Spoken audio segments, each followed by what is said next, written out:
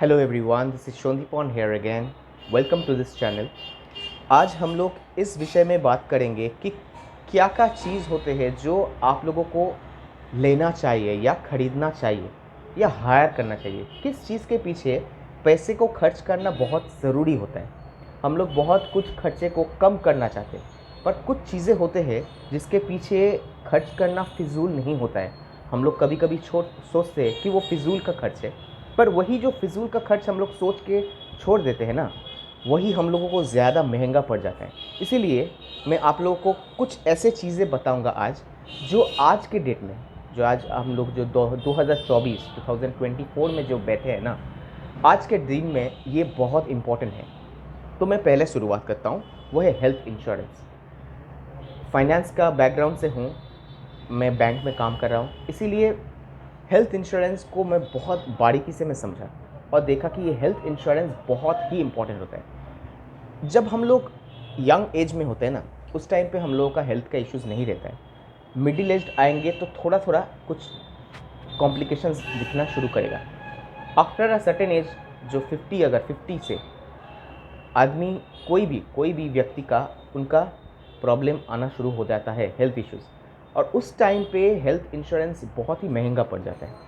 और health insurance ऐसा नहीं है, वो महंगा ही रहता है, क्योंकि अब पहले जो हेल्थ इंश्योरेंस हुआ करता था वो सस्ता हुआ करता था। बट आफ्टर द कोविड होने के बाद क्या हुआ कि हेल्थ इंश्योरेंस वो उसका प्रीमियम बढ़ गया, क्योंकि हेल्थ का भी खर्चा बढ़ गया।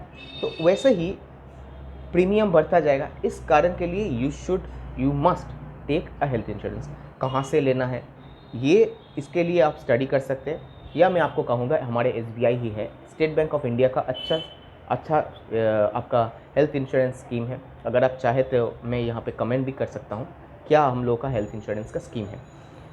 इसके बाद है जो इम्पोर्टेंट सबसे है, लाइफ इंश्योरेंस, लाइफ कवरेज। ये देखिए, ये दो, हेल्थ इंश्योरेंस और लाइफ इंश्योरेंस, दोनों ही है आपका प्रोटेक्शन। मैं यहाँ पे जो चीज़ है जो प्रोटेक्शन करते हैं, आपके लाइफ को प्रोटेक्ट करते हैं, उसका एक प्रीमियम होता है। आज हर एक चीज़ के लिए पैसा देना पड़ेगा आपको। गवर्नमेंट आपके लिए बहुत कम ही करेंगे आपके लोग, और मिडिल क्लास जो वाले हम लोग होते हैं ना, हम लोगों को पूरा पीस दिया है। इसीलिए लाइफ इंश्योरेंस वो भी हम लोगों को ही करना पड़ेगा। तो लाइफ इंश्योरेंस ये इंपॉर्टेंट होता है। अब टर्म इंश्योरेंस लेंगे, टर्म इंश्योरेंस मतलब जिस पैसे को आपको मिलेगा नहीं वापस। बहुत लोग होते हैं, कहते हैं कि नहीं, मुझको अगर ये वापस ही नहीं मिला इस पैसे को, ठीक है, आपका अगर कुछ नहीं हुआ 60 साल तक, आप if you are living till the age of 60, then आपको कुछ नहीं हुआ, ये तो बहुत अच्छा है कि हाँ आप ज़िंदा है। उसके लिए जो प्रीमियम है, अगर आपके फैमिली को प्रोटेक्ट करने के लिए, क्योंकि जब काम शुरुआत करते हैं ना, आप जॉब में एंटर करते हैं, उस टाइम पे आपका कोई फैमिली का बर्डन नहीं रहता है। इस कारण के लिए हम लोग इसको थोड़ा सा लाइट ले लेते हैं, और ये इंश्योरेंस कंपनी को भी पता होता है कि वो लोग ऐसे ही करेंगे। इसीलिए जो कम जो होता है, सस्ते दाम पे आपको उस टाइम पे मिलेगा जब आप नौकरी पे अंदर जा रहे, जब भी आप अंदर नौकरी में जा रहे। ये हेल्थ इंश्योरेंस और टर्म इंश्योरेंस, और लोग जो जैसे कि लाइफ इंश्योरेंस में कह रहा हूँ, ये लाइफ इंश्योरेंस है, जो ये दो चीज़ें आपको लेना ही है। तो ये भी कहाँ से लेना है, मैं फिर से वही कहूँगा, हमारे SBI से है। SBI का अच्छा वाला प्लान है। मैं आपका अगर कहेंगे कि कमेंट में आपको SBI का प्लान क्या है, वो मैं आपको बता दूँ, I will be commenting over here. तो मैं आपको कहूँगा जो मैं SBI का है, क्योंकि मैं SBI का अच्छा प्रोडक्ट से मैं कहूँगा। उसके बाद ये जो लाइफ इंश्योरेंस है, ये कितना होना चाहिए, बिकॉज ये भी इंपॉर्टेंट हो जाता है। तो जनरली एक रूल हर लोग हर कोई आपका देंगे कि कहते हैं कि 10x ऑफ योर इनकम। तो वो आप कहते हैं कि 10x ऑफ योर इनकम, आपका इनकम मतलब किसका income, annual income. 10x of your annual income मतलब आपका, अगर आप 5 लाख कमा रहे, then it should be 50 lakh, हाँ, 10 टाइम्स। तो ये ऐसा आपका कवरेज होना चाहिए। फैमिली अगर बढ़ जाए, आपका सैलरी भी बढ़ेगा, तब जाके आपका टर्म इंश्योरेंस का भी वो भी आपको चेंज करना पड़ेगा, तब उससे टाइम पे जाके कवरेज को थोड़ा और भी बढ़ाना पड़ेगा। यही मैं आपको कहना चाहता हूँ। तो ये दोनों तो हो गया आपका। जो थर्ड है वो है टैक्स कंसल्टेंट।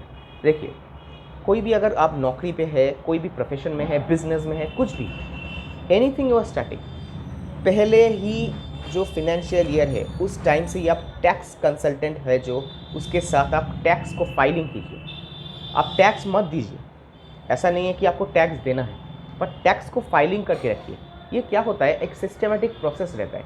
आप हर साल, आपका टैक्स हो या ना हो, टैक्स को फाइलिंग करते जाइए, और टैक्स आप देते जाइए। क्या होता है इसमें, आप टैक्स फाइलिंग करेंगे तो आप शायद इनकम टैक्स ब्रैकेट में नहीं पड़ रहे हैं, पर अचानक से आपको एक टैक्स ब्रैकेट में आ गए, तो उस टाइम पर रैडर पे आ जाता है कि इस बंदे के पास अचानक से कहाँ से पैसा आ गया। अगर ऐसा रहा कि किसी का 5 लाख, उसके बाद 7 लाख, उसके बाद 10 लाख, ऐसे एक ग्रेजुअल इनकम जो बढ़ रहा है, तो एक ट्रैक रहता है, उस टाइम पे रैडर पे नहीं आते इनकम टैक्स वाले का। तो ये एक आपको मैं क्या कहा हूँ, एक बहुत इंपॉर्टेंट चीज़ है कि टैक्स कंसल्टेंट जो है, इस जगह में आपको पैसा खर्च करना ही है। क्योंकि बाद में जाके क्या होता है कि अगर आप फंस गए, आप सोचे नहीं मैं खुद करूँगा सब कुछ, अगर आप खुद कर सकते हैं then it's okay, I will not say anything. But जो नहीं कर सकते, ज़्यादातर नहीं कर पाते, तो अगर नहीं कर पाते, आप अपने दिमाग पे उतना ज़ोर मत लगाइए, आप अपने काम को कीजिए। और जो आपके टैक्स कंसल्टेंट है उसको ये जो आपका जो पर्सनल जो फिनेंस का है, जो भी ये टैक्स है, जो टैक्स का जो भी है काम, वो उनके पास आप उसको आउटसोर्स कीजिए, इसके पीछे आप खर्च कीजिए, बिकॉज ये आपको बहुत इंपॉर्टेंट जाएगा, ये बहुत इंपॉर्टेंट होता है। और इससे आपको बहुत नुकसान भी नहीं मिलेगा, क्योंकि क्या होता है कि बहुत लोग नुकसान भी कर लेते हैं। क्या होता है, आपको एक एग्जाम्पल लेता हूँ, कुछ एग्जाम्पशंस होते हैं। अब आप बैठा रहे, ये एग्जाम्पशंस है, तो आपको कुछ सब कुछ लिख के रखना पड़ता है। उसके बाद आप एक जगह में शायद भूल करके आप एग्जाम्पशंस को इधर से उधर कर दिए। सपोज एंट्री में आपका ही गलती हो गया, ये अगर एंट्री में गलती हुआ ना, तो तब जाके प्रॉब्लम किसका होगा, आपका होगा। आप शायद टैक्स में रिबेट में आपको छूट मिलेगा, बट उसमें तब क्या होगा, आपका टैक्स का रिबेट नहीं हुआ, उसके बाद पेनल्टी आ गया। क्या हुआ उसके बाद आप कहेंगे कि क्या हुआ, मेरा पेनल्टी कैसे आ गया। ऐसा हुआ भी है, इसलिए मैं आपको कह रहा हूँ। इसलिए आपके हाथ में इसको मत लीजिए, वो किसी और जगह को ले लीजिए। सिविल लॉयर मतलब जो कोई tax, sorry not tax, properties, lands, ये जो चीज़ें होते हैं ना, उसके बाद जो आपका फैमिली का अगर कोई डिस्प्यूट्स हो, ऐसे अगर कोई एक लॉयर, हर वक्त आपके पास एक फैमिली लॉयर होना चाहिए। ये लॉयर जो है आपके हित में काम करेगा। मैं ये क्यों कह रहा हूँ, आपको इम्पोर्टेंट है। किसी जगह में आप लैंड परचेज़ करने के लिए गए, ठीक है, तो आप उस टाइम पे क्या होता है, आपका वैल्यूअर लगता है, उसको सर्चिंग करना पड़ता है, ये सब कुछ बहुत कुछ इंपॉर्टेंट काम होता है, जो BLRO में भी करना पड़ता है, जो आपके लोकल जो म्यूनिसिपैलिटी ऑफिस होता है वहाँ पे भी करना पड़ता है।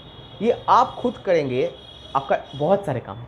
तो ये आप ना करके, ये जो सिविल लॉयर होते हैं, सिविल लॉयर ये सब कुछ करवा देते हैं आपको।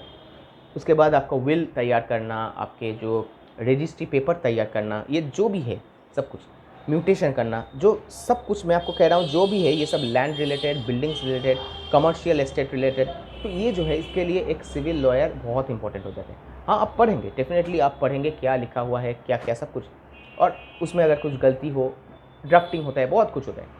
इसके लिए आपको कहूँगा कि अगर आपको थोड़ा सा पैसा आप इस पर खर्च करना है, यू शुड मेक इट। अगर किसी टाइम पे आपको लोन लेना है, उस टाइम पे भी you should consult with those person. Tax consultant से भी बात कीजिएगा, या अब मैं कहूँगा उसके बाद सिविल लॉयर के साथ भी आप बातचीत करेंगे, बिकॉज ये दोनों बहुत इंपॉर्टेंट होता है किसी भी खरीदारी बेचने के जगह में। उसके बाद मैं आपको आऊँगा स्किल्स बिल्डअप के लिए। स्किल्स बिल्डअप जो है, अपने स्किल्स, बहुत लोग स्किल्स बता देते हैं, अपनी स्किल्स होता क्या है। देखिए, एक ऐसा चीज़ या ऐसा कोई एक, आपको कहूँगा स्किल क्या है। स्किल एक ऐसा कुछ एक्सपर्टीज़ है। मैं पहले पिछले वीडियो में भी आपको कह रहा था कि एक्सपर्टीज़ किसी चीज़ में होना चाहिए। तो एक्सपर्टीज़ बहुत चीज़ होते हैं, जैसे कि एक कम्युनिकेशन एक एक्सपर्टीज़ है, सेल्स एक एक्सपर्टीज़ है, मार्केटिंग जो डिजिटल मार्केटिंग वो एक एक्सपर्टीज़ है। अगर मैं कोडिंग में आ गया, यहाँ पे SQL होता है, उसके बाद डेटाबेस होता है, AI आर्टिफिशियल इंटेलिजेंस, तो आज तो बहुत सबके मुंह में ये बात है। तो ये सब कुछ, ये जो है ये स्किल्स है। स्किल्स के लिए मैं अलग सा पूरा एक वीडियो बनाऊंगा, पर मैं आपको कहूँगा कि स्किल्स बिल्डअप के लिए कोई भी प्लेटफॉर्म में अगर आपको 5,000 10,000 जो भी देना पड़े, अगर अच्छा वाला कर रहा है, आपको मिल रहा है, then you should enroll in those and you should take that certificate से सर्टिफिकेशन कोर्स हम लोग जिसको कहते हैं, वो बनाइए, क्योंकि वो आपके CV को बूस्ट करेगा। और ये आपके जॉब प्रोफाइल को भी, आप जॉब प्रोफाइल एक होता है ना CV को बनाना। अभी आज जो कंपटीशन जो है ना, ये कंपटीशन स्किल्स के साथ है। आपके पास क्या स्किल है और एक व्यक्ति के पास क्या स्किल है और उसके साथ क्या एक्सपीरियंस है, ये दोनों को मैच किया जाता है। इस कारण के लिए स्किल्स बिल्डअप के लिए अगर आपको कोई प्रीमियम पे करना पड़ रहा है, कोई प्रॉब्लम, आपको एक्स्ट्रा मनी पे करना पड़ता है, you should be willing to pay, ये इंपॉर्टेंट होता है। एंड उसके बाद फूड एंड एक्सरसाइज। अब खाने पे हम लोग बहुत कॉम्प्रोमाइज़ कर लेते कभी कभी। खाने पे हम लोग बहुत कॉम्प्रोमाइज़ करते हैं। क्यों? क्योंकि टाइम नहीं है। हम लोग कहते हैं टाइम नहीं है। देखिए, अगर आपको टाइम नहीं है, आप सारा दिन काम करते हैं, एक कुक रखिए आपको, अगर ऐसा है तो कुक रखिए, because it's very very important. आप उनको ये भी कहिए कि मुझको टेस्टी फूड नहीं चाहिए, मुझको हेल्दी फूड चाहिए। अगर आप खुद बना सकते हैं then it's okay, not a problem, खुद बनाइए, बट घर का खाना सबसे इंपॉर्टेंट होता है। अब मैं आपको यही कह रहा हूँ, घर का खाना, बाहर का खाना आप अवॉइड कीजिए, सबसे ज़्यादा आप कीजिए। ऐसा नहीं है कि ईट आउट कीजिए, ऐसा मैं कभी नहीं कहूँगा कि बाहर जाके मत खाइए। लाइफ एक ही है, हम लोग ये तो नहीं जानते पुनर्जन्म है या नहीं, इसीलिए एंजॉय भी कीजिए, बट रह के कंज्यूम थोड़ा थोड़ा, यही मैं कहूँगा। और एक्सरसाइज, एक्सरसाइज कम, बहुत ही कम, योगा हो सकता है, जिम हो सकता है, जो भी, कुछ भी, एनीथिंग। 5 मिनट आप थोड़ा सा इधर उधर कर लीजिए आपके रूम पे ही, एनीथिंग यू डू, वो भी एक, मैं कहूँगा कि एक्सरसाइज थोड़ा सा भी, ये सबसे इंपॉर्टेंट होता है।